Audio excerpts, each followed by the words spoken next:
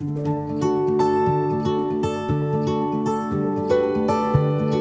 m'appelle Uli Rosbach, je suis maître artisan ébéniste, j'ai 56 ans et je suis installée en Bretagne. Je suis créatrice et fabricante de mobilier contemporain unique en bois massif. Le bois, pour moi, c'est une ressource renouvelable, naturelle et vivante et qui m'a toujours attirée. Je suis toujours restée émerveillée par l'immense variété des textures, des couleurs, d'odeurs et de veines. C'est un univers plein de surprises qui appelle à être mis en forme et en lumière. Je me passionne avant tout pour la créativité, l'invention au quotidien. La Bretagne, c'est un choix qui se trouvait sur le chemin de ma vie, mais aussi d'inspiration tant le cadre naturel magnifique dans lequel s'insère l'atelier et le climat socio-culturel chaleureux. Je suis céramiste d'art raku et grès culinaire. Mon matériau de prédilection, c'est la terre. Je trouve qu'on ne peut pas tricher avec la terre, elle s'imprègne de notre humeur et elle est toujours pleine de surprises. On peut en faire ce qu'on veut tant qu'on la respecte.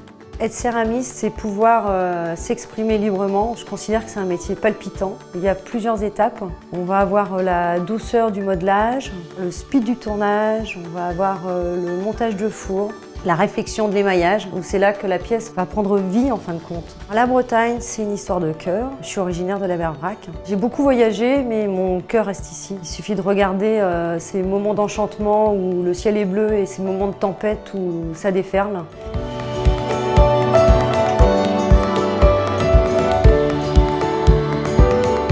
Le bijou, c'est un objet ancestral auquel on apporte beaucoup de valeurs et de sentiments. C'est un objet qui est destiné à être porté, qui bouge avec des mouvements, qui est en contact avec la peau, et c'est ce qui m'intéressait. Moi, j'ai choisi les métaux précieux pour leur malléabilité. Tantôt, il y a un rempart de force, et tantôt, c'est plutôt de la délicatesse. J'aime bien cette dualité-là. Quand on travaille les métaux, en fait, on a l'impression un peu de sculpter un reflet et de maîtriser le parcours de la lumière sur son bijou. Un petit peu plus insolite pour le coup, donc je travaille les galets, le plexiglas et aussi par exemple la météorite. La Bretagne, c'est vraiment l'inspiration, le littoral breton, la mer, toute la culture autour m'inspire énormément dans mon travail.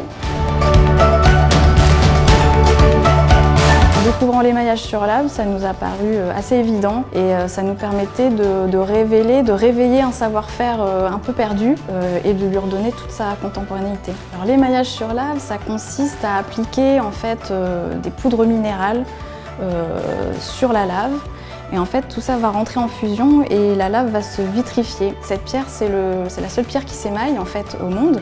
Alors ce qui nous plaît dans notre métier, c'est travailler un matériau assez méconnu en fait et de pouvoir le révéler. Ce qui nous plaît aussi, c'est l'associer à d'autres matériaux, l'associer au bois notamment parce que la pierre et le bois s'associent vraiment de façon assez évidente. On est à mi-chemin entre l'émaillage sur lave et le design.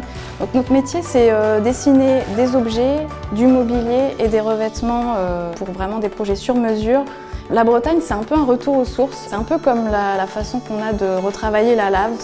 On a envie de retourner un peu à l'essentiel, mais à la fois dans la recherche d'un matériau naturel, mais aussi dans les relations aux autres. C'est-à-dire qu'en travaillant avec des artisans en local, ici en Bretagne, on a retrouvé voilà, un tissu humain en fait, qui est quand même assez propre à la Bretagne.